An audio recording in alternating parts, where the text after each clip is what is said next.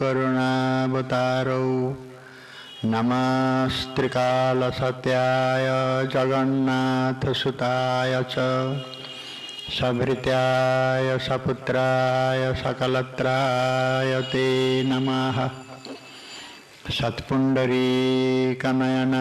मेघाभां वैद्युताम्बरं द्विभुजं मौनमुद्राढ्यं वनमालिनमीश्वरं तं घोरजश्छुरितकुन्तलबद्धबरः वन्यप्रसूनरुचिरैषणचारुहासं देवं क्वनन्तमनुगैरनुगीतकीर्तिं गोप्यो दिदृक्षितदिशभ्यगमन् समेताः तप्तकाञ्चन गौराङ्गी राधे वृन्दावनेश्वरी वृषभानुसुते देवी त्वां नमामि हरिप्रिये। नाहं वसामि वैकुण्ठे योगिनां हृदयेन च मद्भक्ता यत्र गायन्ति तत्र तिष्ठामि नारद।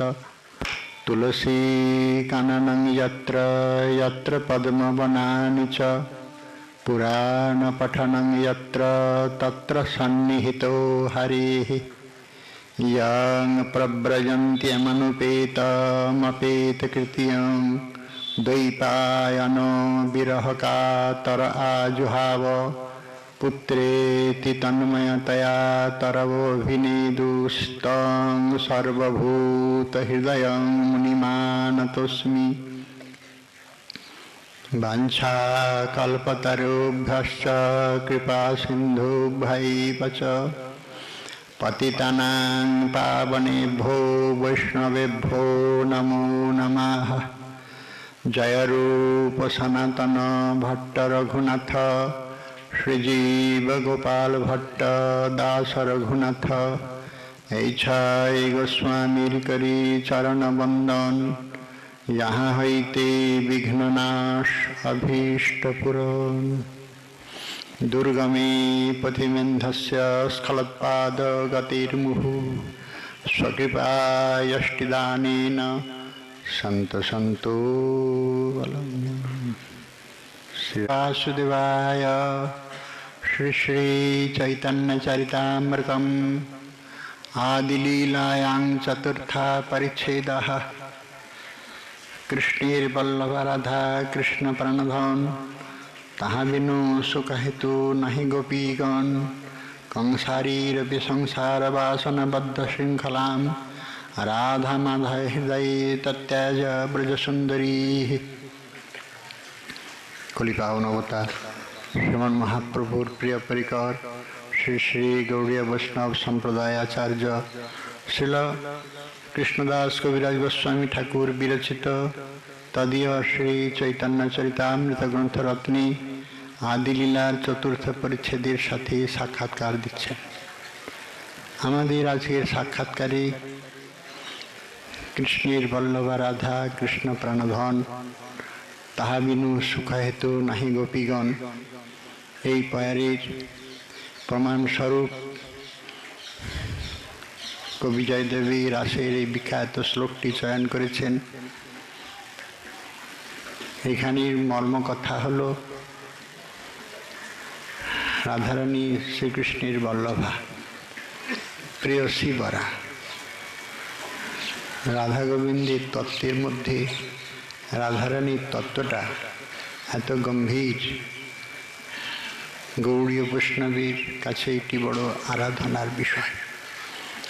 রাধা তত্ত্বকে বোঝাও যায় না। স্বয়ং শুকদেব রাধা নাম উচ্চারণ করেননি। এতই গভীর, এতই তত্ত্বপূর্ণ প্রেমময়ী প্রেমচেষ্টা সবসময় কৃষ্ণ সুখৈক মাত্র, আর অন্য কিছু তার ভাবনা নাই। অঙ্গ প্রত্যঙ্গ হতে আরম্ভ করে তার যা কিছু চেষ্টা সব কৃষ্ণ সেবায় পর্যবসিত হয়। সর্বাঙ্গ দিয়ে শ্রীগোবিন্দের কীভাবে সেবা করা যায়, সে সেবা চাতুরী এবং সখী মঞ্জুরিগণের উপস্থিতিতে কৃষ্ণ সেবার যা কিছু উপকরণ, তবেই তো কৃষ্ণের বল্লভ হওয়ার সুযোগ্য পাত্রী হতে পারে। শ্রীমতী সেই পাত্রীর মধ্যে যথেষ্ট, বরং আরও অধিক কিছু। এই স্থানকে আমরা প্রণাম জানিয়ে আজকের তিথি আমাদের বিশেষ স্মরণীয়। এই তিথিতে শিল রঘুনাথ দাস গোস্বামী চরণ, রঘুনাথ ভট্ট গোস্বামী পাদ এবং কৃষ্ণদাস কবিরাজ গোস্বামী পাদের তিরোধান দিবস।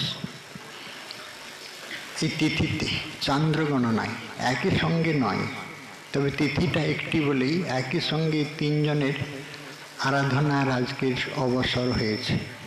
আমরা এখানে শ্রী রাধাকুণ্ড তটে উপস্থিত হবার সৌভাগ্য পেয়েছি। সেই জন্য দাস গোস্বামী পাদের পবিত্র জীবন চরিত্রের একটু রূপরেখা শুনতে চাই। রাধাকুণ্ডের রাগযজ্ঞের এই মুখ্য পুরোহিত, তিনি রূপ রঘুনাথের সাক্ষাৎ শ্রী রূপানুকা পদ্ধতির প্রকৃষ্ট উজ্জ্বল মূর্তি। তার জীবন চরিত্রের প্রথম রূপরেখায় তার জন্মস্থানের কিছু পরিচয় দেওয়া আবশ্যক। বর্তমান এই প্রত্যন্ত গ্রামের নাম হলো কৃষ্ণপুর। কৃষ্ণপুর গ্রামের নাম আমাদের শাস্ত্রে লিখিত নাই। বিগত 500 বছরের ইতিহাস আমাদের জানা নাই, কেননা বৈষ্ণব বন্দনা এবং বৈষ্ণব চরিত্রের সাথে আমাদের ইতিহাস আজও লিখিত হয়নি। অতীতের কোনো বিস্মৃতির অন্তরালে তা প্রায় বিস্মৃতই হয়ে গেছে। ভুলে গিয়েছি সেই সমস্ত অতীত আচরণের বিখ্যাত চৈতন্যানুচরগণের যে চরণপুত স্থানের মহামহিমা। সপ্তগ্রামের উল্লেখ আছে, অখণ্ডাকার সপ্তগ্রামের রাজধানী ছিল সেই স্থানে।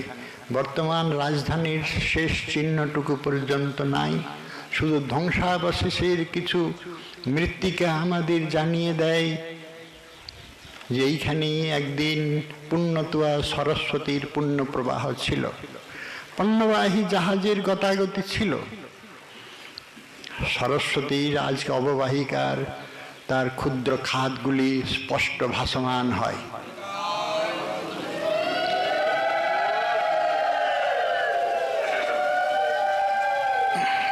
কৃষ্ণপুর এই অখ্যাত প্রত্যন্ত গ্রামের নাম আমাদের কাছে প্রায়শ জানা নাই, না জানারই কথা।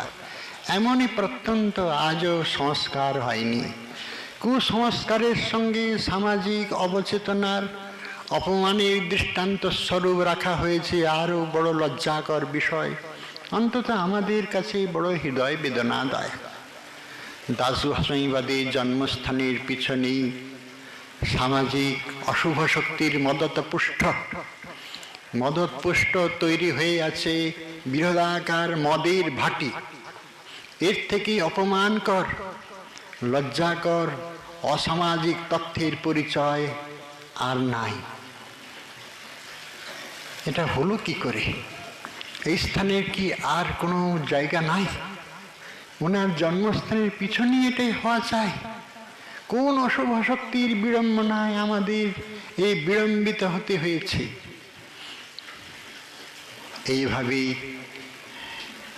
আমাদের পবিত্র চরিত্রের পুণ্যভূমিকে কলঙ্কিত করেছে সেইখানের সামাজিক অশুভ শক্তি, রাজনৈতিক অশুভ শক্তি। হয়তো এটা আমরা পরিবর্তন আনতে পারি, সে ক্ষমতাও আমাদের আছে। মনে করি বিচ্ছিন্নতাবাদ আমাদের এক হবার আজকে সুযোগ, অখণ্ড রূপ নেবার সুযোগ হয়েছে। আমরা যদি একত্র না হতে পারি তাহলে কিন্তু একটা মদের ভাটি পিছনে, সামনে আর একটা হবে। যেখানে প্রেমাবতার মহাপ্রভুর জন্মস্থান, সেখানেই তৈরি হতে চলেছিল বৃহদাকার শাসক গোষ্ঠীর দ্বারা শাসিত পুষ্ট কসাইখানা। ইস্কনের হস্তক্ষেপে, তাদের মহান নেতৃত্বে এবং নবদ্বীপবাসীর কতিপয় শুভচিন্তকগণের আরাধনার ফলস্বরূপ আজকে সেই বিড়ম্বিত স্থান মোটামুটি সুরক্ষিত হলেও যথেষ্ট সুরক্ষিত হয়নি। এগুলো হলো কি করে, হতেছে কি করে? এটাই হলো আমাদের পুণ্যভূমির পরিচয়। শুনতে শোনাতেও বড় কষ্ট হয়। আমরা কতদিন আর থাকবো এমন করে? এখন রঘুনাথ দাস গোস্বামীপাদের পুণ্য জন্মস্থানের পরিচয় শুনুন। কিছুই নাই, আছে শুধু ধ্বংসাবশেষের উপরে একটু ক্ষুদ্র পরিসরের মন্দির। সেই পরিসরের মধ্যে দেবতা আরাধিত হতেছে, এইটুকুই বলতে পারবো। আর দাস গোস্বামীপাদের যে জন্মস্থানের বাল্যলীলার কোনো পরিচয় আমরা পাইনি। যখন চরিতামৃতের পাতায় তার চরিত্র লিখিত হয়েছে, বাল্যজীবন অতিক্রম করে তার পৌগণ্ড কৌমার, এমনকি যৌবন দশায় উপনীত হয়েছে রাজকুমার। তবে রাজকুমারের সাধারণ কুমার নয়, গোবর্ধন দাসের একমাত্র পুত্র রঘুনাথ দাস সাধারণ নন। রঘুনাথ দাস আমাদের মতো দুস্থ গৃহে জন্মগ্রহণ করেননি। তখনকারের নিট আয় 8 লক্ষ টাকা বাবার জমিদারি। হিরণ্য গোবর্ধনের এই জমিদারির একমাত্র উত্তরাধিকারী সূত্রে রঘুনাথ দাস, আর কেহ নাই। ইন্দ্র সম ঐশ্বর্য, অপ্সরা সম স্ত্রী, কিন্তু মহাপ্রভুর চিহ্নিত দাস কিনা এই সমস্ত বন্ধনে বদ্ধ হতে পারে না। নিদারুণ বৈরাগ্যের আগুন জ্বলে গিয়েছে তার মধ্যে, আর তাকে কেউ বাঁধতে পারল না। বারে বারে চৈতন্য চরণে যাবার জন্য উৎকট বিরহ ধূমায়িত বহ্নির মতো ব্যক্ত হয়ে পড়ল। স্ফোটনোন্মুখ বহ্নি যেমন সমস্ত দিককে আলোকিত করে তুলে, জ্বালামুখী হতে যেমন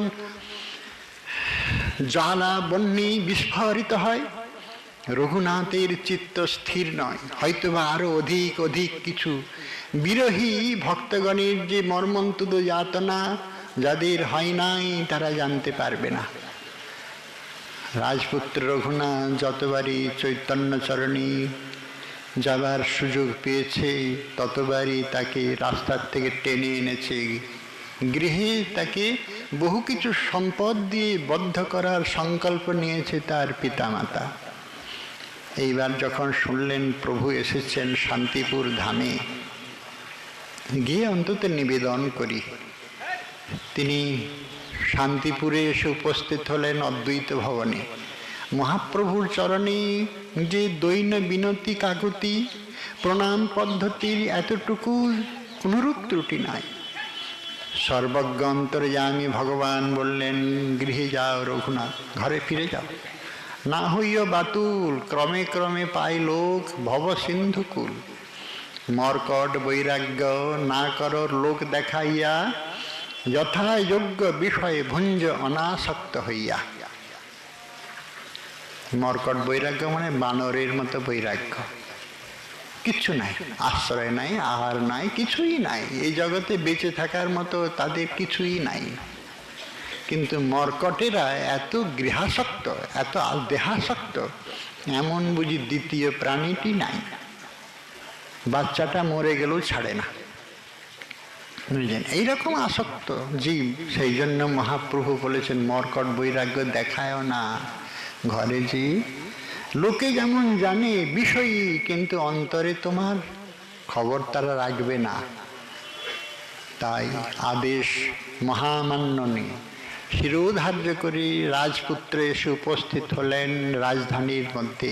পিতামাতার মনোরঞ্জনের জন্য বিষয় ব্যবহারে এমন লিপ্ত হলেন, পিতামাতা ভাবল, যাক ছেলেটাকে মনে করেছিলাম হারাই নাই, আমরা যা চেয়েছিলাম পেয়ে গেছি, আবার হারানিদিকে আবার পেয়ে গিয়েছি, চিন্তা নাই। পিতামাতার আনন্দ মনে মনে এবারে ভাবছেন, একে এখন কি করে একবারে দৃঢ়তর শৃঙ্খলে বাঁধা যায়। অপ্সরা সম কন্যার পরিণয় হলো। রঘুনাথ কি আর তাতে বদ্ধ হতে চায় না পারে? তাকে বন্ধন করতে পারবে না তো। এরপর রঘুনাথের বৈরাগ্য এখন এরকম ধুমায়িত হতে থাকলো। আর কোনো বন্ধনকেই সে তখন অজগর সর্পের মতো বোধ করতে থাকলো। রাজপুত্র রঘুনাথ চিন্তা করলেন উপায় একটা হয়েছে। প্রভু নিত্যানন্দ বিজয় করেছেন পানিহাটি গ্রামে। হেনমতি নিত্যানন্দ পানিহাটি গ্রাম। হ্যাঁ, প্রভু নিত্যানন্দ এসেছেন। তিনি পুরীধাম হতে মহাপ্রভুর আদেশ নিয়ে সমস্ত বঙ্গ ভূমিকে প্রেমানন্দে প্রেম বন্যায় প্লাবিত করবেন এসেছেন। পথে যাইতে নিত্যানন্দ দয়াময় সর্বপারিষদে আগে কইলা প্রেমময়। তাদের প্রেমচেষ্টার কথা বর্ণনা আছে। কতদিন লেগেছিল পুরীর থেকে এই প্রান্তে আসা তা আমার লেখা নাই। তাদের যে প্রেমচেষ্টা, কখন কোন দিকে যায়, কোন পথে যায়, আস্তে আস্তে হেনমতি নিত্যানন্দ শ্রী অনন্ত ধাম গঙ্গা তটে আইলেন পানিহাটি গ্রাম। রাঘব পণ্ডিত গৃহে, হ্যাঁ এসে উপস্থিত রাঘব পণ্ডিত গৃহে। রাঘব পণ্ডিত মকরধ্বজকর গোষ্ঠীর সহিত রাঘব পণ্ডিত তখন এই দেবদুর্লভ দর্শন করে পরমানন্দকে বরণ করে নিল। নিরন্তর পরানন্দে করেন হুঙ্কার, প্রেম সুখে নিত্য বই কিছু নাহি আর। এরকম নৃত্য করিবার ইচ্ছা হইল অন্তরে। যখন তিনি সবসময় প্রেমানন্দে নৃত্য করছেন, নৃত্য করিবার ইচ্ছা হইল অন্তরে। গায়ক সকল তখন আসিল সত্তরে। সুকৃতি মাধব ঘোষ কীর্তনে তৎপর, হেন কীর্তনিয়া নাহি পৃথিবী ভিতর। কি ডিগ্রি বলুন তো, হেন কীর্তনিয়া নাহি পৃথিবী ভিতর। মুকুন্দ, গোবিন্দ, মাধব, বাসুদেব তিন ভাই গায়েন, নাচে নিত্যানন্দ মহাশয়। পদভরি মেদিনী করহে টলমল, হেন সে নিত্যানন্দ শঙ্কর্ষণ মহাবল। প্রেমানন্দে নিত্যানন্দ প্রেমরসময় পরিপূর্ণ প্রেম কুম্ভ করিল সঞ্চয়। নাচিতে যেদিকে দৃষ্টি দিয়ে প্রভু নাচিতে সেই দিকে প্রেমবন্যা হইল চারিভিতে। এইরূপ নিত্যানন্দ চরিত্র। পানিহাটি গ্রামে কতদিন ছিলেন এইভাবে? বললেন হ্যাঁ, পানিহাটি গ্রামে রহিলেন 3 মাস। 3 মাস নিত্যানন্দ প্রভু করেন ভক্তির বিলাস। 3 মাস কারো বাহ্য নাহিক শরীরে, প্রেম সুখে নৃত্য বই কারো নাহি স্ফুরে। 3 মাস কেহ কিছু না কইল আহার, প্রেম সুখে নৃত্য বই কিছু নাহি আর। পানিহাটি গ্রামে যত লীলা করিলেন নিত্যানন্দ, কে বুঝিবে কার শক্তি আছে কত মন্দ। নিত্যানন্দ চরিত্র বড়ই অদ্ভুত। এই সময় রঘুনাথ দাস এসে উপস্থিত হয়েছেন। ঠিক এই সময় 3 মাসের মধ্যেই এমন কোনো শুভ সময়, সেই সময়টাও চরিতামৃতকার লিখে গিয়েছেন। আমাদের একটা সংশয় হয়, 3 মাস ধরে খাওয়া দাওয়া নাই, একাদশী ব্রতটা তো পালন করবেন, 3 মাসে 6টা ব্রত কিভাবে চলে গেল? প্রভুর কি সেই দিকে হুঁশ নেই? বলছে হুঁশ কিছুই তো জানে নাই। 3 মাস কেহ কিছু না কইল আহার, প্রেম সুখে নিত্য বই কিছু নাহি আর। কিছুই তো নাই, ইহ জগতের নয়। নিত্যানন্দ চরিত্র এতই অদ্ভুত চরিত্র। হ্যাঁ, গোপীগণের যেই ভাব কহে ভাগবতে, আপনি নিত্যানন্দ হইতে পাইবে জগতে। নিত্যানন্দ তত্ত্ব, তার চরণে এরকম আশীর্বাদ না। প্রভু কহে শুনো হে সব ভক্তগণ, নিত্যানন্দ পাদদক করহ গ্রহণ, করিলেই মাত্রই পাদদক পান, কৃষ্ণে দৃঢ় ভক্তি হয় ইথে নাহি আন। এইরকম নিত্যানন্দ তত্ত্ব। হাত দিয়ে কৃপা করেননি, তিনি চরণ দিয়ে কৃপা করেছেন। সেন শিবানন্দ ঠাকুর, রঘুনাথ দাস গোস্বামী, কৃষ্ণদাস কবিরাজ গোস্বামীপাদ, তার হলো উজ্জ্বল দৃষ্টান্ত। আমাদের যে গ্রন্থকার কৃষ্ণদাস কবিরাজ গোস্বামীপাদ, তার চরণ স্পর্শ পেয়েছেন, স্বপ্নে পেয়েছেন, সেটা সাক্ষাৎ। সাক্ষাৎ যদি না বলবো তবে তিনি ব্রজপথে আসলেন কি করে? নৈহাটি নিকটি ঝামটপুর গ্রাম, তাহা স্বপ্নে দেখা দিলা নিত্যানন্দ রাম। দণ্ডবত হইয়া মুই পড়িনু পায়েতি, নিজপাদ পদ্ম প্রভু দিলা মোর মাথে। এই তো। তারপরে চরিত্র বড় বিস্মিতকর। আমরা যে চরিতামৃতকারকে এবং এই মহান গ্রন্থকে পেয়েছি একমাত্র নিত্যানন্দ করুণা কণার দ্বারা প্রেরিত। রাজপুত্র রঘুনাথ দেখলো কি এই অবসর, এই একটা সুযোগ, মহান সুযোগ। এই সময়ে রঘুনাথ এসে উপস্থিত হয়েছেন। সেই পুণ্যদিনের পরিচয় আমাদের অনেকের জানা আছে, চিড়াদধি মহোৎসব। সেই দিনেই রঘুনাথ এই বজ্রাপথে, মানে জাহ্নবী খরস্রোত এই পুণ্যপথে এসে উপস্থিত হলেন। পানিহাটির যে ঘাট, যে ঘাটে আজও সেই পুণ্য উৎসব মহামহোৎসবের সমারোহ হয়, এই ঘাটেই উপস্থিত হয়েছিলেন রাজপুত্র রঘুনাথ। উঠে দেখছেন কি, গঙ্গা তটে বৃক্ষমূলে পিণ্ডার উপরে বসিয়াছেন প্রভু, যেন সূর্য উদয় করে। তলেই উপরে বহু ভক্ত হইয়াছে বেষ্টিত, প্রভুর প্রভাব দেখি রঘুনাথ বিস্মিত। রঘুনাথ তখন কি করছেন? দূর থেকে দণ্ডবোধ করছে। দূর হইতে রঘুনাথ দণ্ডবোধ করে। সেবক কহে প্রভু রঘুনাথ, ওই দণ্ডবোধ করে। সঙ্গে সঙ্গে সহজ কৌতুকী নিত্যানন্দ, সহজে দয়াময় রঘুনাথে কৃপা করিলা সদয়। আকর্ষিয়া তার মাথে ধরিল চরণ। তার মাথে চরণ ধরেছে নাকি কম সৌভাগ্যের কথা। ধরিল চরণ। আয় আয় পুনচোরা দিলি দর্শন। চুরি করেছিস তুই? কি চুরি করেছে রঘুনাথ? এমন তার কিছু অভাব আছে এ জগতে চুরি করতে যাবে? বলে আমার ধন শ্রী গৌরাঙ্গ চরণ। শ্রী গৌরাঙ্গ দেবতাকে তুই পেতে চলেছিস আমাকে ছেড়ে? আমার ধন আমাকে না বলে তুই পেতে চলেছিস, তাই কি আর হয়? সেই জন্য চোর বলেছেন। দেখ, চোরের দণ্ড আছে জানিস তো? ধরা পড়লে চোর দণ্ডার হয়, দণ্ডনীয় হতে হয়। অদ্ভুত অপরাধীর অদ্ভুত দণ্ডের বিধান।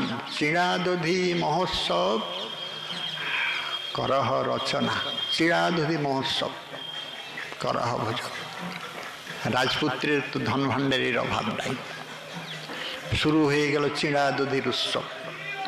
যত চিড়া, দধি, দুগ্ধ, কলা, হ্যাঁ, তলে উপরে বহু, কুণ্ডার ভিতরে, কেহ জলে কেহ স্থলে, বহু ভক্ত মিলে এবং গ্রাম হতে গ্রামান্তরে এই সুসংবাদ পেয়ে তারাও সব বিক্রি করতে আসে। বলে তার দ্রব্য উপযুক্ত মূল্য দিয়ে কিনেই তাকে খাওয়াচ্ছে।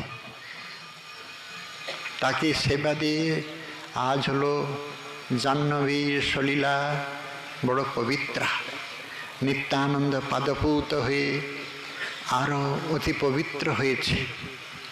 সেই পুণ্যভূমি বটবৃক্ষতলে এক একটি ধূলিকণা গৌড়ীয় বৈষ্ণবীর কাছে পরম আরাধনার স্মরণীয় বিষয়।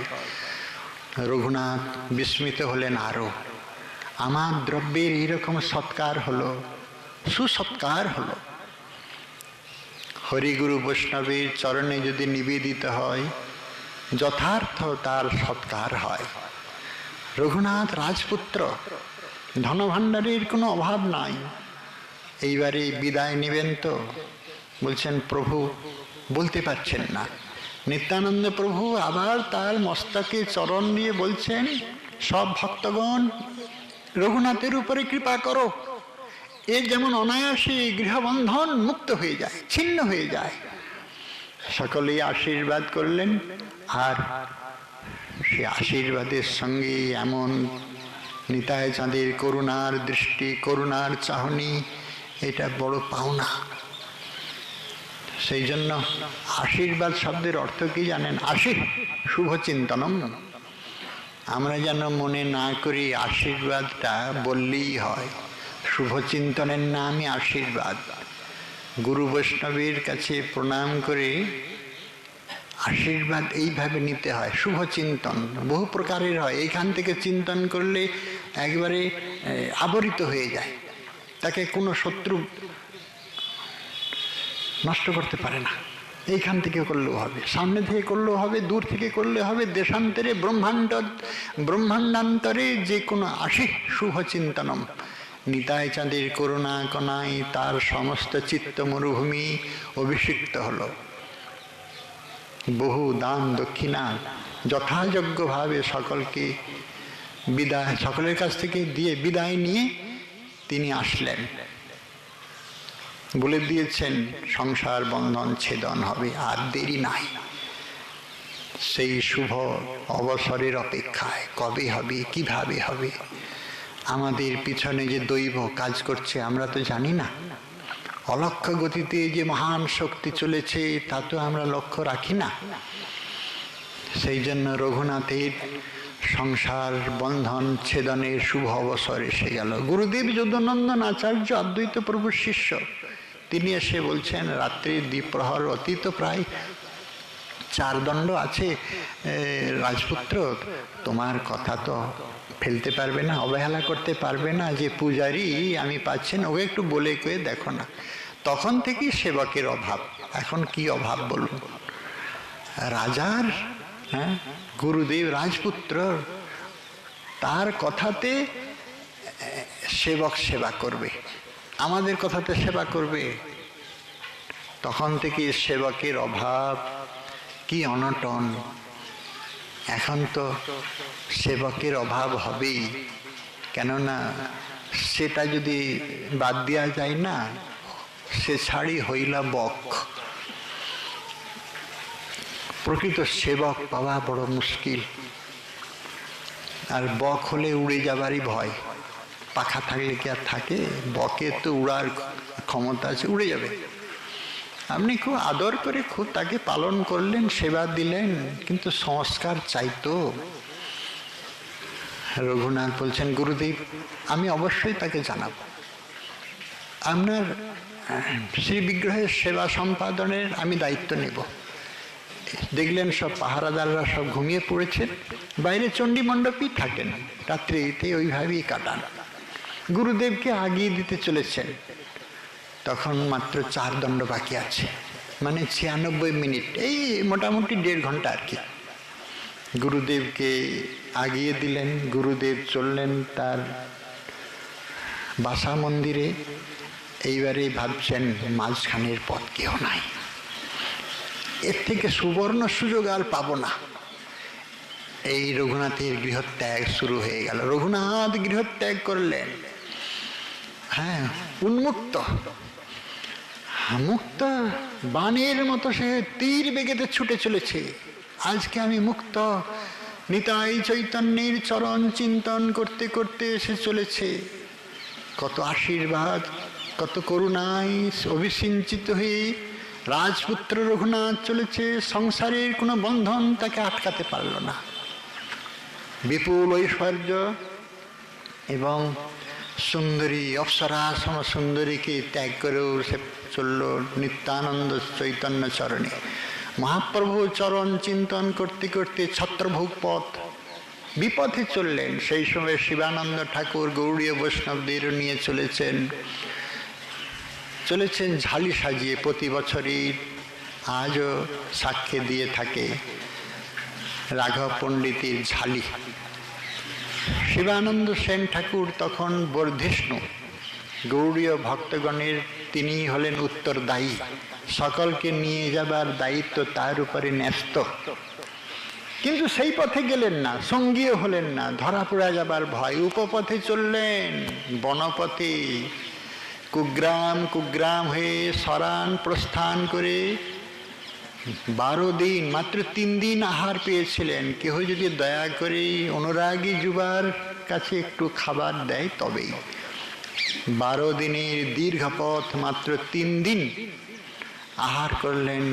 শ্রীমন মহাপ্রভু চরণে এসে উপস্থিত হলেন, সাষ্টাঙ্গ প্রণাম করলেন চরণে। মহাপ্রভু দেখেই বুঝেছেন এই আমার রঘুনাথ এসেছে। মস্তকে চরণ স্থাপন করে বলছেন, রাজপুত্র রঘুনাথ, আমি তো জানি তোমার উপরে প্রভুর বড় দয়া, গোবিন্দের বড় আশীর্বাদ। বলছেন, প্রভু আমি এসব বুঝি না, তোমার আশীর্বাদেই আমার গৃহবন্ধন ছেদন হয়েছে। সঙ্গে সঙ্গে স্বরূপ গোস্বামীর হাতে তুলে দিলেন, এই নাও, এখন থেকে নাম হবে স্বরূপের রঘুনাথ। রাজপুত্র রঘুনাথের শ্রী গুরুদেব হতেছেন স্বরূপ গোস্বামী ঠাকুর, স্বরূপ দামোদর। এরকম গুরুদেব পাওয়া আর গুরুদেবের এরকম শিষ্য পাওয়া এর প্রায় সৌভাগ্য হয় না। তারপরে মহাপ্রভুর সান্নিধ্য, সমুদ্র স্নান, জগন্নাথ দর্শন। কিন্তু মহাপ্রভু সান্নিধ্যে আসার তো উপযুক্ত একটা সময় হলো, তাকে পাত্র তৈরি হতে হবে। তো শুধু মহাপ্রভু মহাপ্রভু করলে হবে না, পাত্র তো নিজেই তৈরি হতে হবে। কি করবেন? কয়েকদিন সেবক গোবিন্দ দিয়ে আহার পাঠালেন, আহার্য বস্তু পেলেন, কিন্তু রঘুনাথ বেশি দিন ভালো করে পেলেন না। না, এরকম করলে হবে না। সিংহদ্বারে এসে দাঁড়ায়, স্বরূপ দামোদরকে জিজ্ঞাসা করছে, তোমার রঘুনাথ কোথায়? বলছেন, প্রভু এখন তো সে সিংহদ্বারে দাঁড়িয়ে দাঁড়িয়ে ভিক্ষা নেয়। সিংহদ্বারে আজও নীতি আছে, নিয়ম আছে। জগন্নাথের ভোগ লাগার পরে রাত্রিতে পাণ্ডারা দেখে যে কোনো ভিখারি বৈষ্ণব দাঁড়িয়ে আছে কি না, তাহলে একটু অন্ন তাকে দেয়া হয়, এরকম নিয়ম আছে। রঘুনাথ ওই অন্নটুকুর আশায় দাঁড়িয়ে থাকতো, আর দাঁড়িয়ে দাঁড়িয়ে হরিনাম করত। একে আমরা চিন্তা করতে পারি? রাজপুত্র রঘুনাথের এহেন চরিত্রের আমরা চিন্তা করতে পারি কি?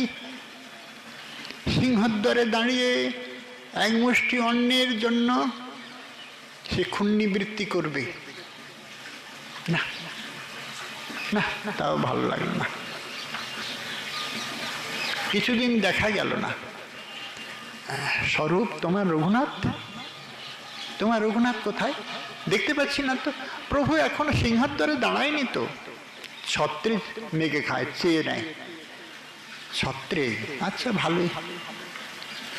সিংহদ্বারে এরকম অপেক্ষা নিয়ে দাঁড়ানো উচিত না। অপেক্ষা নিয়ে দাঁড়ালে উপেক্ষিত হতে হয়। না, ভালোই করেছে। এখন ছত্রে মেঘে খাই, ওটাই ভালো। একটু ক্ষুণ্ণিবৃত্তি হলো যেখানে সেখানে হলো। কিছুদিন সেটাও বন্ধ করে দিলেন। কি করলেন? রাজপুত্র রঘুনাথ সোনার চামচ নিয়ে জন্ম নিয়েছিল। সে কি করে জানেন? তেলেঙ্গা গাভীর যেইখানে আজও শুয়ে থাকে,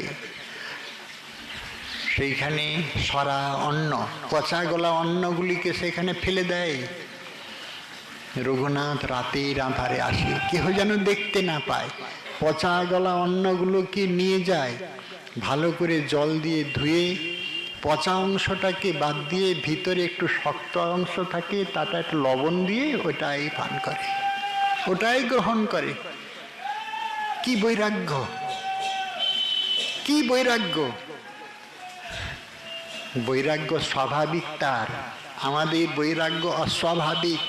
কিছুটা লোক দেখানো, বা এটা লোক দেখানো নয়, তার স্বাভাবিক বৈরাগ্যের রীতি। একদিন স্বরূপ গোস্বামী গুরুদেব এক মুষ্টি অন্ন পেলেন। রঘুনাথ, এরকম খাসা বস্তু তুমি পাও?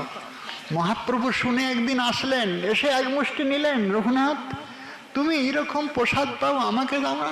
সঙ্গে সঙ্গে স্বরূপ দামোদর হাত ধরে বলছেন, প্রভু এটি তোমার যোগ্য নয়। একদিন রঘুনাথ মহাপ্রভুকে বলছেন, প্রভু কেন তুমি আমাকে এইখানে আনলে, ঘর থেকে ছাড়ালে কেন? কেন আমাকে মুক্ত জীবনের স্বাদ দিলে? আমার কর্তব্য কি নির্ণয় করতে পারলাম না? আমি কি করব? একটু কর্তব্যের কথা বলুন। মহাপ্রভু বলছেন, আমাকে উপদেশ করেন যিনি, সে স্বরূপ দামোদরের হাতে তোমাকে সঁপে দিয়েছি, তোমাকে আমি কি উপদেশ দিব? বিশ্ববরেণ্য ব্যক্তিত্ব স্বরূপ দামোদর। তবে তুমি যখন জিজ্ঞাসা করছো, বলি গ্রাম্য কথা না শুনিবি, গ্রাম্য কথা না বলিবি, বুঝলে? ভালো না খাইবি আর ভালো না পড়িবি, অমানি মানদ হইয়া কৃষ্ণ নাম সদা লবে। কাহারে না করে নিন্দা, কৃষ্ণ কৃষ্ণ বলি, অজেয় চৈতন্য সেই জিনিবে কহেলে। এসব করো না। মাগিয়া যাচিয়া কর উদর ভরণ, নির্জনে বসিয়া কর নাম সংকীর্তন। এই অমূল্য উপদেশ পেয়ে রঘুনাথ নিজেকে কৃতার্থ মানলেন। শ্রী চৈতন্যেরই প্রিয় ভৃত্য রঘুনাথ দাস সর্বত্যাজি আইল প্রভুর পদতলে বাস। প্রভু তারি থুইলেন স্বরূপের হাতে, প্রভুর গুপ্ত সেবা কইলা স্বরূপের সাথে। তার মানে মহাপ্রভুর অন্তরঙ্গ সেবকের মধ্যে ইনি একজন ছিলেন। সেবক গুরুদেবের সেবক গোবিন্দ দাস, এখন আসলেন রঘুনাথ দাস। আর দুইজন তো আছেন, স্বরূপ দামোদর রায় রামানন্দ, একেবারে মরমে মরমে সঙ্গী। রঘুনাথ সেবা করছেন। 16 বৎসর কইলা অন্তরঙ্গ সেবন, স্বরূপের অন্তর্ধানে আইলা বৃন্দাবন। বৃন্দাবনে যাইয়া দুই ভাইয়ের চরণ দেখিব, আর গোবর্ধনে উঠি ভৃগুপাত করিয়া মরিব। এই তো নিশ্চয় করি আইলা বৃন্দাবন, দুই ভাই রূপ সনাতনীর বন্দিল চরণ। তবে দুই ভাই তারে মরিতে না দিল, আপন তৃতীয় ভাই করি নিকটে রাখিল। ভৃগুপাত করে মরা জানেন কাকে বলে? খাড়া পাহাড়ের উপরের থেকে ঝাঁপ দিয়ে পড়ে মরে যাওয়ার নাম হলো ভৃগুপাত। ভৃগুপাত করে মরা, বা 3 তলার উপরে একবার সোজা উপরে 3 তলার থেকে ঝাঁপ দিয়ে যদি কেউ মরে, তাকে ভৃগুপাত করা। গোবর্ধনে উঠে ভৃগুপাত করে মরব। কিন্তু গোবর্ধনের কথা তো তিনি জানতেন, গোবর্ধনে উঠা যায় না। আমাদের তো নিষেধ আছে, গোবর্ধনে উঠি কভু না দেখিবি গোপাল। তো বলেছে নিষেধ আছে, তো এটা এই নিষেধাজ্ঞা ভুলে গেছেন। মহাপ্রভু তার উপরে তাকে গুঞ্জামালার সাথে গিরি গোবর্ধন দিয়েছেন। গোবর্ধন শিলায় সাত্ত্বিক সেবা করত। এই মহিমাটা তাকে কি জানানো হয়নি? অবশ্যই জানত, কিন্তু আবেশ এরকম গাঢ় আবেশে এইসব কথা ভুলে গেছে। আর তো উপায় নাই। তবে গোবর্ধনে উঠি প্রাণ তেজিব, আবেশে ভুলে গেছেন। তিনি বলেছেন বলে মরবার এটা রাস্তা তা নয়। আমরা গোবর্ধনে তো উঠতেই পারবো না। নর্মদার ওঙ্কারেশ্বর আছে জানেন? ব্রিটিশ শাসনের অনেক আগের থেকেই কুসংস্কার ছিল, ওইখানে উপরের থেকে পড়ে মরে যাবে, নিচে এক দেবী মূর্তি আছে ভয়ঙ্কর, সে দেবী মূর্তির সামনে গিয়ে পড়বে, মাথাটা 2 ভাগ হয়ে যাবে, আর হয়েই যাবে। তার সেই রুধির একটা খোপড়ার মধ্যে দিয়ে মায়ের সামনে ভোগ লাগাবে।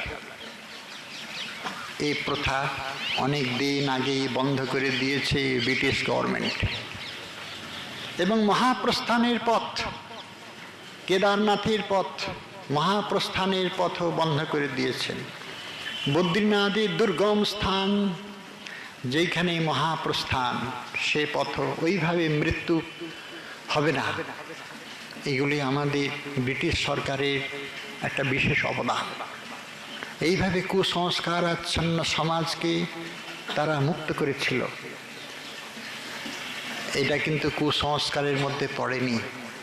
যখন বিরহের নিদারুণ জ্বালা উপস্থিত হয় তখন এইটাকে দেহভার বলে মনে হয়, মিছা মাত্র ফিরি দেহভার, এরকম মনে হয়। রাজপুত্র রঘুনাথের এখন মনেই নাই যে আমি রাজপুত্র। এমন তার গাঢ় আবেশ, পূর্বজন্মের সমস্ত ইতিবৃত্ত বিস্মৃতির অন্তরালে অন্তর্হিত হয়ে গিয়েছে। আমাদেরও হয় ভজনের এমন একটা, আপনাদেরও হবে। এটা কোনো অতিরঞ্জিত নয়। আবেশ যার গাঢ় হতে গাঢ়তম হবে না, দেহ, দৈহিক জন্ম, সংস্কার আদি সব কিছু বিস্মৃত হয়ে যাবে, ভুলে যাবেন। তখন এক নিরাবিল আনন্দের মধ্যে প্রবেশ করবেন। এই আশ্চর্য প্রস্তাব এনেছিল রাগযজ্ঞের মহান ঋত্বিক রূপ রঘুনাথ। সেই জন্য চরিতামৃতকার প্রতিটি অধ্যায়ের সমাপ্তিতে তাদের চরণ বন্দনা করেছেন, শ্রীরূপ রঘুনাথ পদে যার আস, চৈতন্য চরিতামৃত কহে কৃষ্ণদাস। অর্থাৎ রূপ রঘুনাথের দেওয়াই আমাদের পিতৃপরিচয়, মানে পূর্বপুরুষের পরিচয়, পরমার্থ পথিকৃতগণের পরিচয়। আমরা এই বংশে জন্মগ্রহণ করেছি, রূপ রঘুনাথের বংশে জন্ম নিয়েছি। কম সৌভাগ্যের কথা। রঘুনাথ কি করেছে এইবারে? দুই ভাই তাহারে মরিতে না দিল, আপন তৃতীয় ভাই করে নিকটে রাখিল। অন্ন জল ত্যাগ কইল অন্য কথন, পল 2, 3 মাঠা করহে ভক্ষণ। মহাপ্রভুর লীলাযত বাহির অন্তর, দুই ভাই তার মুখে শুনে নিরন্তর। আর কি করতেন? পল 2, 3 মাঠা জানেন কতটা পরিমাণ? মাত্র 40 গ্রামে 1 পল হয়। 2 পল মাঠার পরিমাণ হলো এই 80 গ্রাম। 3 পল না হয় 120 বা 150 গ্রামই হলো। এই মাঠাটুকু খেয়ে একটা জীবনকে রক্ষা করা যায়, দেহকে রক্ষা করা যায় কি? এর বেশি তিনি পেতেন না। পল 2, 3 মাঠা মানে ঘোল। করয়ে ভক্ষণ সহস্রকে দণ্ডবত লয়। হ্যাঁ, সহস্রকে দণ্ডবত করে লয় লক্ষ নাম, 2 সহস্র বৈষ্ণবের নিত্য পরনাম। চরিতামৃত যে কথাগুলো লিখেছেন বড় আশ্চর্য বোধ হয়। আমি তো বুঝতে পারিনি। এই 3 পল মাঠা খেয়ে 1000 দণ্ডবোধ করা আমার পক্ষে সম্ভব নয়। আমি 100টাও পারবো না, হাড় গুঁড়ো হয়ে যাবে আমার। সহস্রকে দণ্ডবোধ করে লয় লক্ষ নাম, 2 সহস্র বৈষ্ণবের নিত্য পরনাম। আবার 2000 বৈষ্ণবের নাম নিয়ে 2000 বৈষ্ণব ছিল কি? সেই সময় বৈষ্ণব বন্দনা গুণে গুণেও যদি পাওয়া যায় 1000 হওয়া মুশকিল, অনেক অনেক মুশকিল। এখন না হয় অনেক মিলে, অনেক কিছু জড়িয়ে, হ্যাঁ, গৃহী ভক্ত, বিরক্ত ভক্ত সব মিলে হয়তো 2000 হবে, সেও অনেক কষ্ট করে হবে। চরিতামৃতকার বলছেন, দাবি করছেন কি 2 সহস্র বৈষ্ণবী নিত্য প্রণাম। কি করে সম্ভব? এটা সম্ভব কি করে জানেন? করা মালকাবাদ বিশ্বম, যখন এই চিৎ জগতের মহান বিজ্ঞানীরা বিচরণ করেন, সমস্ত বিশ্ব নয় ব্রহ্মাণ্ডে, এতে ব্রহ্মাণ্ডান্তরে যত সমস্ত শুদ্ধ চেতা পরম আত্মাগণ বিরাজ করছেন, সেই সনাতন পুরুষে আরাধনায় রত আছেন, সেই পরম বৈষ্ণবগণের নাম নক্ষত্র সমস্ত পরিচয় তাদের করতলে আবির্ভূত হয়। শুধু আমরা এইটুকুই সংকীর্ণ মন নিয়ে যেমন জানতে না চাই, 2 সহস্র বৈষ্ণবীর নিত্য প্রণাম, 3 সন্ধ্যায় রাধা কুণ্ডে অপতিত স্নান, ব্রজবাসী বৈষ্ণবের আলিঙ্গন দান, 7.5 প্রহর যায় ভক্তির সাধনে, 4 দণ্ড নিদ্রা সেহ নহে কোনো দিনে। রঘুনাথের নিয়ম যেন পাষাণের লেখা, অনন্ত গুণ রঘুনাথে না যায় তার লেখা।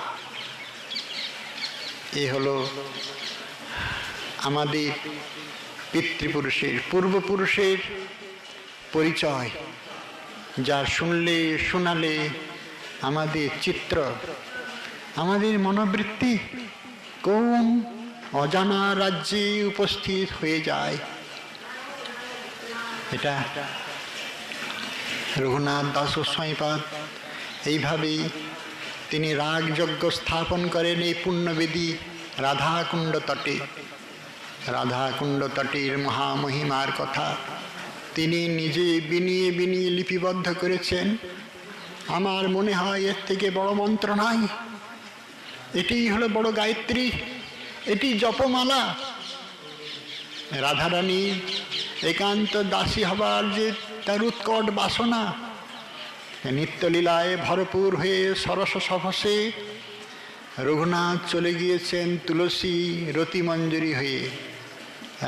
রাধারানী একান্ত সেবিকা রূপে তিনি নিত্যলীলায় পরিচিতা হয়েছেন। রাগযজ্ঞের উপস্থাপন তিনিই করেছেন। যদিও চৈতন্য মনোভীষ্ট পূরক রূপে শ্রীরূপ গোস্বামীপাদ আমাদের কাছে চিরপরিচিত, কিন্তু রঘুনাথ তার যথার্থ রূপ দিয়েছেন, শ্রীরূপ চরণ রূপ দিয়েছেন, রূপায়িত করেছেন, আমাদের কাছে তুলে ধরেছেন এই রাগযজ্ঞের মহান প্রশস্তির পথ। রঘুনাথ দাস চিরবন্দনীয়, চিরস্মরণীয়। রঘুনাথ আমাদের কাছে রাধারানীর কৈঙ্কর্য কামনায় এনে দিয়েছেন বিলাপ কুসুমাঞ্জলি নামে এক বিরহ বেদনা ব্যথিত হয়ে এক একটি কুসুমাঞ্জলি তার চরণে নিবেদিত হয়েছে। তার বৈরাগ্য বিভাবিত হৃদয়ে রাধারানীর সরস চরণের সেবা কামনায় এক একটি কুসুমদল নিবেদিত হয়েছে, এবং তার আস্বাদনা প্রসাদ মহিমা, তার প্রসাদ মহিমা আমরা যথাকথঞ্চিত পেয়ে নিজেদের সৌভাগ্যবান মনে করি।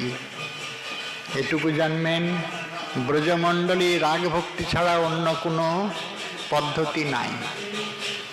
এটি ব্রজমণ্ডল। শ্রী রূপ সনাতনের আচার্যগণের বৈশিষ্ট্য এই, তারা বৈধ মার্গের পথিকৃত নন, তারা মহাপ্রভুর মনোভীষ্ট পুরাণের পথিকৃত। রাগযজ্ঞের তারা হলেন এক একজন মহান পুরোহিত ঋত্বিক। রঘুনাথ দাস তিনি একদিন রাধারানীর চিন্তা করতে করতে বিভোর হয়ে গিয়েছেন, এত আবেশে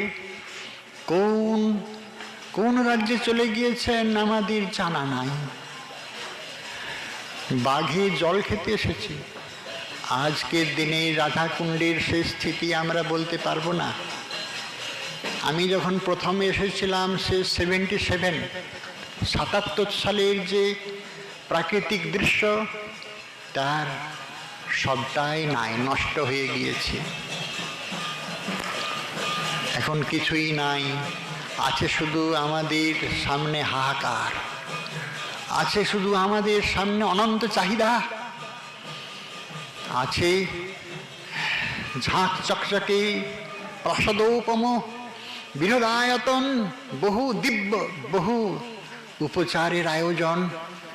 কি করে বুঝাবো রাধাকুণ্ড তটের এটা নিয়ম নয়। রাধাকুণ্ড তট এই বৈরাগ্য বিভূতির একটি সাক্ষাৎ মূর্তি। আমরা তাকে তিলে তিলে অপমান করেছি, অপমান করছি দাস গোস্বামীবাদের নাম নিয়ে। আমরা তার চরণের প্রণাম করার ভাগ্যটুকু হারিয়ে ফেলেছি। রাধাকুণ্ড তটের যে মহিমা দাস গোস্বামী পাদ নিজে জানিয়েছেন। তিনি মুক্তাচরিতম এই বিখ্যাত গ্রন্থ রচনা করে রাধা গোবিন্দের সরসায়িত লীলাকে আমাদের হৃদয়ে সম্পুটিত করেছেন। আর তার অবদান, তিনি দান কেলি চিন্তামণি রচনা করেছেন। আমাদের ঔদাসীন্য বড় ব্যথিত করে, জানেন। আমি যখন বারাণসী ক্ষেত্রে পড়াশোনায় রত ছিলাম, তখন দর্শন কেশরী গোপাল দাস শাস্ত্রী, তিনি দেহেতে ছিলেন না। সম্পূর্ণানন্দ সংস্কৃত বিশ্ববিদ্যালয়ে এই গ্রন্থটা আমার চোখে আসে। এই গ্রন্থাগারে দাস গোস্বামীপাদের রচিত দানকেলি কৌমুদী গ্রন্থটা আমি কিনে নিই। হুবহু একেবারে সব উলট পালট করে দিয়ে, সব ভুল, নামটা পর্যন্ত উঠিয়ে দিয়েছে। নামটা উঠানো হয়েছে। রঘুনাথ দাস গোস্বামীপাদের নামের এত বড় অপমান, আমাদের সামনে এত বড় অবক্ষয়, এটা একটা দৃষ্টান্ত। দানকেলি চিন্তামণি আজ রঘুনাথ দাস গোস্বামীপাদের ভজনের ফলস্বরূপ বলার সাহস হয়তো একদিন চলে যাবে, মিলিয়ে যাবে এই বিখ্যাত তার ভজন ধারার পদ্ধতি। আমাদের দুর্ভাগ্যের আরো পরিচয় আছে, আরো পরিচয় আছে অনেক। চৌর্যবৃত্তি, চুরি করলেই চোর হয় না, অনেক প্রকারের চৌর্যবৃত্তি আছে। কিন্তু যারা এই অপমানকর কার্যে লিপ্ত হয়েছে, তাদের ধন্যবাদ ছাড়া কি বলবো। কেননা এক বিখ্যাত গ্রন্থ, তার কমা পূর্ণচ্ছেদ পর্যন্ত চুরি করা হয়েছে। এইরকম একজন বিদগ্ধ প্রবীণ মহামহোপাধ্যায়ের, বেদজ্ঞ শ্রীকৃষ্ণ তত্ত্বের যাবতীয় রহস্যমালা ব্যক্ত হয়েছে সেই গ্রন্থে, কিন্তু তার কমা পূর্ণচ্ছেদ পর্যন্ত সমস্তটাই চুরি করা হয়েছে। এ হলো আমাদের উদাসীন্যের এক একটা দৃষ্টান্ত। রঘুনাথ দাস গোস্বামীপাদ, তার চরণে প্রণাম করার ভাগ্য আমরা করিনি, কিন্তু এতটুকুই সান্ত্বনা আমাদের পূর্বপুরুষ, আমাদের প্রতিকৃত, তিনি রেখে গিয়েছেন আমাদের কি করণীয়, বলে গিয়েছেন আমাদের কর্তব্য, আমাদের কিভাবে চলার উচিত, সেটা তিনি লিপিবদ্ধ করে দেখেছেন। রাধারানী চরণে কৈঙ্কর্য কামনার তার যে উৎকট বাসনা, প্রতিটি ছত্রে ছত্রে কেমন করে লিখেছিল আমরা বলতে পারবো না। এ তো লেখা নয়, এক একটা জীবন্ত মন্ত্র। যারা উচ্চারণ করবে সঙ্গে সঙ্গে সেই রাজযজ্ঞের বেদিতে উপস্থিত হবেই, এটা তার ফলশ্রুতি। কিন্তু আমরা বড়ই দুর্ভাগা, জানি নাই পূর্বপুরুষেরা আমাদের জন্য কি সম্পদ রেখে গিয়েছে। আজকের এমন অন্ধকারে দিন এসেছে, জানেন, এক কলম সংস্কৃত শুদ্ধভাবে লেখার ক্ষমতা নাই। যদি সংস্কৃত গ্রন্থে রচিত হয়েছে আচার্যগণের মহাবাণী, তাহলে এই শিক্ষা ছাড়া উপায় নাই। একদিন এমন সময় আসবে, সংস্কৃত শিক্ষার জন্য অন্য সম্প্রদায়ের দ্বারস্থ হতে হবে, অথবা বিদেশ যেতে হবে। আমাদের দুর্ভাগ্যের আর কি পরিচয় দিব? রঘুনাথ দাস গোস্বামীপাদের এই আরাধনার ক্ষেত্রে রাধা কৃষ্ণের বিয়োগে ছাড়িলা সকাল ভোগে, রুখা সুখা অন্নমাত্র সার, গৌরাঙ্গের বিয়োগে তারা তাহা ছাড়ি দিল আগে,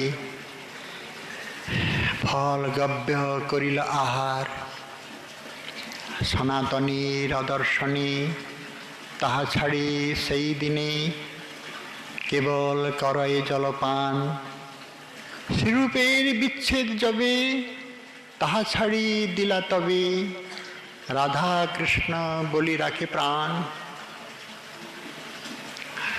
শ্রীরূপের অদর্শনে না দেখি তাহার গণে, উচ্চস্বরী করে আর্তনাদে। হাহা হাহা রাধা কৃষ্ণ কোথা, হা বিশাখা ললিতা, কৃপা করি দেহ দর্শন, হা গৌরাঙ্গ মহাপ্রভু। হাহা স্বরূপ মোর প্রভু, হাহা প্রভু রূপ সনাতন, কাঁদে গোসাই রাত্রি দিনে, পুড়ি যায় তনুমনে, বিরহে হইল জর জর। চক্ষু অন্ধ অনাহার, আপনাকে দেহ ভার, খনিয়ঙ্গ ধুলায় ধূসর। রাধা কুণ্ড তটে পড়ি, সঘনে নিঃশ্বাস ছাড়ি, মুখে বাক্য না হয় স্ফুরণ, মন্দ মন্দ জিভানড়ি, প্রেমশ্রু নেত্রে পড়ি, মনে কৃষ্ণ করাই স্মরণ। এই হলো আমাদের পূর্বপুরুষের মূর্তিখানি। এটাই হলো রাজযজ্ঞের মূর্তি, পুরোহিতের মূর্তি, মহান ঋত্বিকের মূর্তি। এই পথেই আমাদের স্থিতি। রাধা কুণ্ড তটে পড়ি, সঘনে নিঃশ্বাস ছাড়ি, মুখে বাক্য না হয় স্ফুরণ, মন্দ মন্দ জিভানড়ি, প্রেমশ্রু নেত্রে পড়ি, মনে কৃষ্ণ করাই স্মরণ। এ আমাদের জীবন, স্মরণাঙ্গ সাধন। এছাড়া গতি নাই, প্রাপ্তিও নাই। যেটুকু প্রাপ্তি আছে সেটা প্রাপ্তি আমাদের যথেষ্ট নয়। কেন জানেন? আমাদের পূর্বপুরুষেরা ওই রাস্তা দেখান নাই। রাধারানীর চরণ প্রাপ্তির জন্য যে উৎকট লালসা, এটাই হলো রাগমার্গের শ্রেষ্ঠ পরিচয়। এটা যতদিন না হয় ততদিন মহাপ্রভুর মহাদান হতে আমরা বঞ্চিত হব। আর আমরা বঞ্চিত হব না। এইবার নূতন অনুরাগে সূর্যোদয় হয়েছে। আজকে আমরা প্রতিকৃতির চেনা পথে এগিয়ে যাবার সৌভাগ্য লাভ করার জন্য প্রয়াসী যেন হই। আজকের সেই দিন স্মরণ করার দিন, তার চরণে আজকে বরণ করার দিন, প্রতিশ্রুতি নেবার দিন। যা ভুল করেছি জীবনে যেন আর কোনো দিন ভুল না করি, এরকম ভুল না করি। আমাদের সামনে কিন্তু কিছু নাই। মৃত্যুর পরে কোথায় যাব কোনো নিশ্চয় নাই। বলতে পারবো আমরা মৃত্যুর পরে আমরা কোথায় যাব? মনে করবেন না তিলকমালা আর এই ঝাঁঝ ঘণ্টা বাজিয়ে বৈকুণ্ঠে যাব, রাধারানীর চরণে নয়। জীবগোস্বামীপাদ বলেছেন, নাম শ্রীরাম যুগধর্ম নাম অপরিত্যাগেন, হরিনামকে অপরিত্যাগ, ত্যাগ না করে আপনাকে আমাদের স্মরণ মার্গে যেতে হবে। এই পদ্ধতিটি কীরূপ হবে আমরা বলবো, পরে শোনাবো। হরিনামকে পরিত্যাগ না করে কিভাবে ওই মার্গে প্রবেশ করা যায়। কিন্তু যদি তিলক মালা এই সমস্ত দেখিয়ে মৃত্যুর হাত হতে রেহাই পায়, এ আমাদের ভুল ধারণা। কেননা মৃত্যুর যিনি অধিদেবতা যমরাজ, তিনি দ্বাদশ বৈষ্ণবের দ্বাদশ মহাজনের একজন মহাজন, তার তিলক মালা আছে। তিনি ওখানে বসে বসে জপছেন। আমরা কি করছি, কি মনকলা খাচ্ছি, তিনি খুব ভালো জানেন। একটা কুটিল কথা শোনাবো। হরিনাম করে নামাভাসে অজামিল মুক্ত হয়ে গিয়েছিল, এটা আমরা সকলেই জানি। নাম করে নাই, নামের আভাস। সূর্যোদয় হয় না, সূর্যোদয় হবে, আভাসেই মুক্ত হয়ে গেল। আচ্ছা, অজামিলের পরের চরিত্রটা কি আমরা জানি? অজামিল যমদূতের ভয়ঙ্কর বন্ধন হতে, পাশ হতে মুক্ত হয়ে গেল। বিষ্ণুদূতেরা তাকে মুক্ত করে দিল। তার পরের ঘটনাটা কি আমরা জানি?